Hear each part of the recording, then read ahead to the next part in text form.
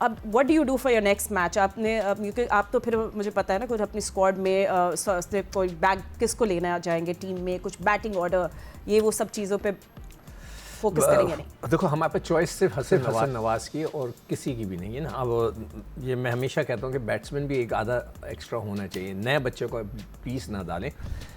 कोई भी नया बच्चा अंदर जाएगा, ये भी जैसे या कह रहे थे ना कि नए बच्चों को ट्राई करना चाहिए। अभी मेरे ख्याल से नए बच्चों को किसी को भी डाला वो फेल हो गया, वो हमेशा के लिए जो है ना गायब हो जाएगा। Never see him again. Will never see. अगर 40 साल का जब होगा तो फिर वापस वो आएगा। तो मेरे ख्याल से नए बच्चों को उसको खिलाना चाहिए। कुछ जैसे इंग्लैंड का टूर होगा टेस्ट क्रिकेट, जिसमें टेस्ट क्रिकेट भी होगी, लंबा टूर होगा, उसमें नए बच्चों को डालें। उसमें मेजॉरिटी नए बच्चों को ट्राई करें ताकि उनको अच्छा मौका मिले। हमारे दौर में तो काउंटी मैचेस होते थे, उससे नए बच्चों को हम ग्रूम कर सकते थे। यहाँ पर पता नहीं कितने हैं नहीं है, मगर वहाँ से शुरू करें, अचानक ना शुरू करें, बहुत गड़बड़ हो जाएगी। दूसरी चीज़ मुझे एक समझ में नहीं आ रहा है कि बाबर का एक फॉल्ट नज़र आ रहा है। मुसलसल अंदर आने वाली गेंद पे वो बोल्ड हो रहे हैं। अगर आपने वनडे में भी देखा हो कि वो एक मतलब बैड एंड पैड का गैप बन रहा था, कल भी उनका गैप बना है, वो मतलब समझ नहीं रहे, गेंद जो भी अंदर आ रहा है वो उस पर वो आउट हो रहे हैं। तो क्या आप बाबर को ड्रॉप करके हसन को वन डाउन खिला सकते हैं? अब ये सवाल है। चले क्या खिलाएंगे आप? मैं पूछ रहा हूँ, होना चाहिए, वाई नॉट। देखिए एक और इनिंग दें बाबर को, अगर उसमें भी उनसे नहीं होता ना तो फिर आप ज़रूर चेंज करें, उसको चेंज करें, आगा को चेंज करें। आगा की जगह भी हो सकती है चेंज, इसलिए कि वो भी उनकी 109 की स्ट्राइकिंग रेट अभी मैं देख रहा था T20s में, जो इज़ नॉट गुड। आगा को आप चेंज कर सकते हैं, उनको चेंज कर सकते हैं। तो इस किस्म की रीशफलिंग करके देखने में कोई हर्ज नहीं। यही चीज़ मैं बार बार कहता हूँ कि जो अच्छा कोच होता है, जो टीम के लिए या जो स्टाफ होता है, I don't know who makes the decisions, I am 100% sure mic के सामने कोई नहीं बोलता होगा, वही फैसले करता होगा। अगर आपने जो टीम बनानी होती है ना, तो आप चेंजेस करते हैं, ऊपर नीचे शफल करते हैं, तो आपको एक टीम की पोजीशन पता लगती है, नए चेहरों का पता चलता है, लड़कों का पता चलता है। अगर आप एक ही रुत में चले जाएंगे, एक ही लाइन पे चलते रहेंगे, तो वो फिर वो आपको कोई मतलब आगे जाके पता नहीं चलेगा कि कौन क्या है। तो ये मेरी एक एडवाइस है, अगर वो चाहें तो सुन लें। एंड देन अभी सलमान अली आगा के हम लोग दिखा रहे थे ग्राफिक्स, तो या आई मीन सजेशंस तो सिक्कू दे रहे हैं टॉप के बैटिंग ऑर्डर चेंज कर दें, इसको इंडक्ट कर दें, but there something we want to talk about is Salman Ali Agha as well. Somehow लगता है कि वो T20 में इतना क्लिक नहीं कर पा रहे जितने अच्छा वो ODI में करते हैं। तो क्या हम सलमान अली आगा को कहीं देख सकते हैं ऊपर बैटिंग पे, और आपके क्या व्यूज़ हैं इसके ऊपर? फातना, अभी अहमद बात कर रहे थे पाकिस्तान टीम के हवाले से और उन्होंने एक मिसाल दी, तो वो कहते हैं कि अल्लाह मेहरबान बंदा पहलवान। आप सलमान अली आगा की बात कर रही हैं, तो सलमान अली आगा मुझे कहीं लगता है कि अपने दुश्मन खुद हैं। जितना वो फेयरलेस क्रिकेट टेस्ट क्रिकेट में खेलते हुए दिखाई दे रहे हैं, अभी उन्होंने वनडे क्रिकेट में टीम को फ्रंट से लीड किया क्योंकि उनके ऊपर कोई रिस्पॉन्सिबिलिटी नहीं थी, लेकिन जहां उनके ऊपर रिस्पॉन्सिबिलिटी है उनको फ्रंट से लीड करना चाहिए। मेरा उनसे शिकायत यही है, फील्डिंग में वो पूरी जान मारते हैं, वो दायरे के अंदर एक बहुत ही सेफ हैंड है, बट वो बॉलिंग क्यों नहीं कर रहे? फिर उसके बाद वो बैटिंग में नीचे से नीचे ही आते जा रहे हैं। आज अगर इस टीम में साइम अयूब अटके हुए हैं, अटके हुए का लफ्ज इसलिए मैं इस्तेमाल कर रहा हूँ, किसी दिन वो रन्स करते हैं और किसी दिन लगता है कि उनको बल्लेबाजी करना ही नहीं आती, जो गैर मुस्तकिल मिजाजी की एक बहुत जिंदा मिसाल है। वो इसलिए टीम में मौजूद है कि वो बॉलिंग कर रहे हैं। तो वाई सलमान अली आगा अगर इस टीम में रहना चाहते हैं तो उनको बॉलिंग करना पड़ेगी। लेकिन जो सबसे बड़ा मसला है, हम बात करते हैं, हम तनकीद करते हैं कि इसको रख दो, इसको निकाल दो। देखिए दुनिया की टीमों की मिसाल आपको सामने रखनी पड़ेगी। आप होम ग्राउंड पर खेल रहे हैं ना, देखिए आपके ऊपर एक दो खिलाड़ियों का प्रेशर आता है, एक दो चीजों के ऊपर मैनेजमेंट आपको फोर्स करती है कि आप ये कर लें। हर चीज में मैनेजमेंट दखल अंदाजी नहीं करती। आप यहाँ पर देखिए, हम अभी ट्राई सीरीज खेलने के लिए गए, एशिया कप खेलने के लिए गए, जहां पिचेस बल्लेबाजों के लिए साजगार नहीं थी। वहां पर हमने खुशदिल को भी खिलाया, वहां हमने हसन नवाज को भी ट्राई किया, वहां हमने सुफियान मुकीम को भी खिला दिया, वहां हमने अबरार को भी खिलाया।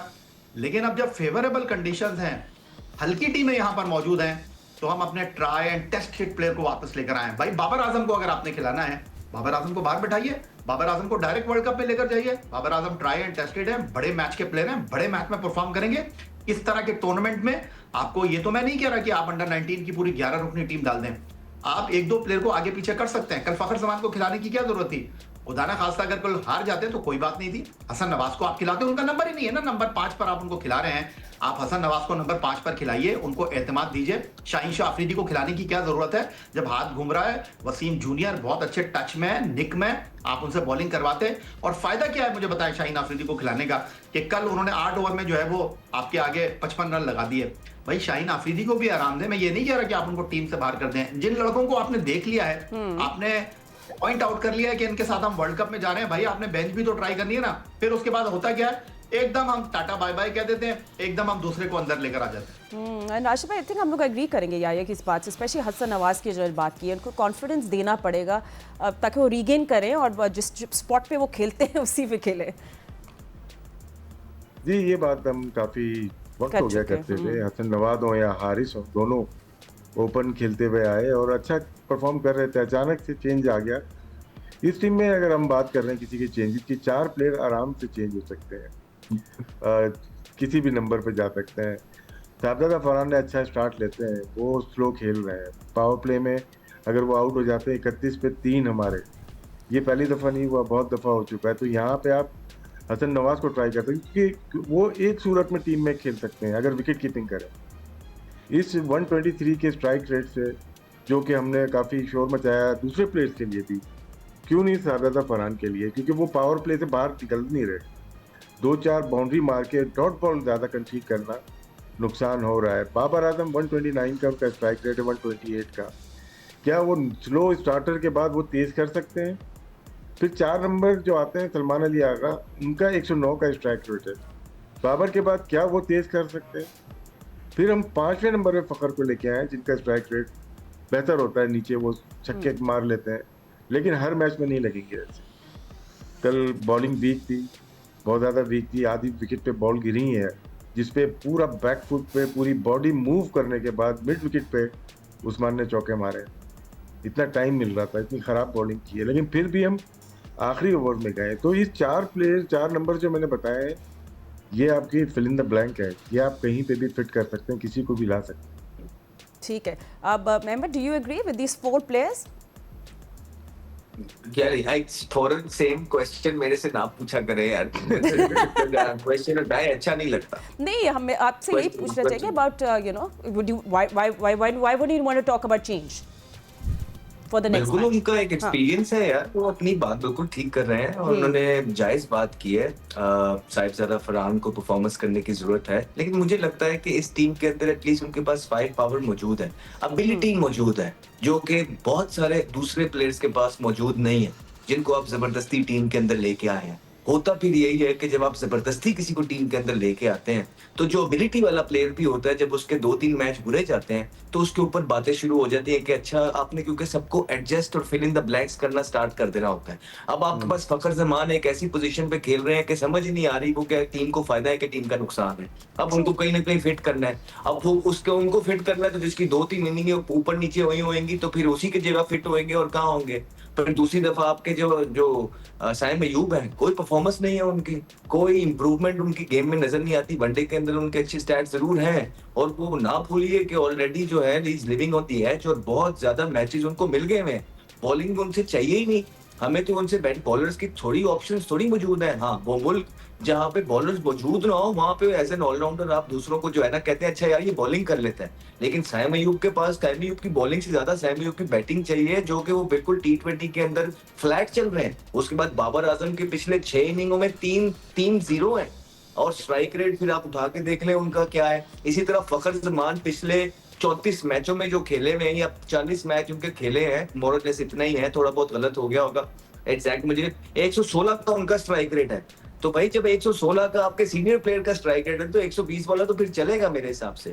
तो कहने का मकसद ये है कि जो नए बच्चे एबिलिटी वाले हैं, मेरी सोच ये है कि उनको सपोर्ट करना चाहिए, उनके साथ काम करना चाहिए, उनको गाइड करना चाहिए और बताना चाहिए this is the right way forward. क्योंकि T20 के अंदर आपको वो प्लेयर्स चाहिए जिनके पास एबिलिटी है। हमारे पास मिडिल पहले 5 बल्ले के बैट्समैनों के अंदर सलमान अली आगा और बाबर आजम इस तरह के प्लेयर हैं जिनके पास एबिलिटी मौजूद नहीं है। तो अगर आप उनको रख सकते हैं, तो एबिलिटी वाला तो आपको रखना ही पड़ेगा, सिंपल। ठीक है, एग्री। ठीक है। मैं थोड़ा सा प्लेयरों के बारे में बात करूं, जैसे अभी आगा की बात हो रही थी। देखें, बगैर किसी शक के करंटली आगा जो है टेस्ट और वनडे का सबसे अच्छा प्लेयर है। ही इज़ आउटस्टैंडिंगली, वो बहुत अच्छा खेल रहा है बगैर किसी शक के। हाँ, वनडे के अंदर उसकी परफॉर्मेंस अच्छी नहीं है।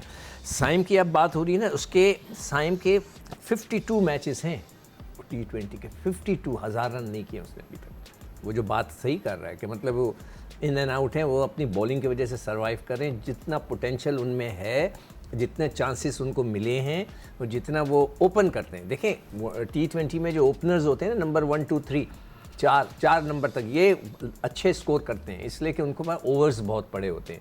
और अगर उन्होंने 52 मैचेस में सिर्फ 1000 रन भी नहीं किए हैं तो इसका मतलब है कि उनकी परफॉर्मेंस नीचे डाउन जा रही है। तो ये चीज़ उनको ज़रूर हमें देखनी चाहिए। आगा का तो मैं कह चुका हूँ कि T20 में मेरे हिसाब से, मैंने खुद कहा था कि उसको कप्तान बनाना चाहिए शुरू में, मगर मैं समझता हूँ कि एक फ़ैसला मेरा भी गलत था। इससे कभी मैंने उनसे मुलाकात नहीं की थी, कुछ नहीं हुआ था, तो वो मेरा ये फैसला भाई आपने गलती कर दी है ना। तो भाई स्टंप हो गया, आउट हो गया, मैं दोबारा अपनी गलती सही करना चाह रहा हूँ। तो वो अच्छी बात है आपने। हाँ, नहीं, मैं एक्सेप्ट कर रहा हूँ कि मैंने खुद टीवी पे बैठ के कहा था कि इनको कप्तान बना के देख लें, मगर मेरा फैसला गलत हो गया। तो आप उसको चेंज भी तो कर सकते हैं ना। मेरे हिसाब से तो जब शाहीन का अनाउंसमेंट हो रही थी, आई थॉट कि वो T20 का कप्तान बना दिए जाएंगे, मगर वो अभी जगह खाली रखी है उन्होंने T20 की। अगर आगा ने रन्स नहीं किए तो उनके ऊपर प्रॉब्लम्स आ सकती हैं T20 वर्ल्ड कप से पहले। अब बॉलिंग की अगर हम बात करें तो वही मैं बात करूँगा कि शाहीन को भी हर दूसरे मैच के बाद रेस्ट दें, वसीम को ट्राई करें। यू हैव वसीम, ताकि सबका चांस मिलता जाए। और अगर आपने उसको भी रखा है ना, नसीम शाह को भी रखा है, वसीम को भी रखा हुआ है आपने, तो इनको भी चांस दें, देखें इनको खिला कर। वैसे तो मैं नसीम शाह के जिस तरह उन्होंने ODI में बॉलिंग कराई है, मैं इनके फेवर में नहीं हो सकता, अच्छा स्पेल आके कर दें, मगर जब आपने नाम दिया हुआ है, हाँ, अगर आपने अगर शॉर्ट ऑफ लेंथ बहुत कर रहे हैं वो, और आप ये देखें कि कल उन्होंने भी बड़े अच्छे पुल मारे हैं जिम्बाब्वे ने। तो अगर अगर कोई अच्छा कोच होगा, मैं इसलिए थोड़ा सा मुझे अब डाउट क्रिएट हो गया कि वो जो कोचिंग है, वो जो कोच के जो प्लानिंग है, वो कोच तो कोई कुछ कोचिंग नहीं करते, वो प्लानिंग करते हैं। वो जो प्लानिंग है उनकी, वो पाकिस्तान की फ्यूचर के लिए नहीं नज़र आ रही मुझे इतनी अच्छी। वो सिर्फ एक टेम्परेरी एक वर्ल्ड कप के लिए हो रही है, और दैट्स ऑल।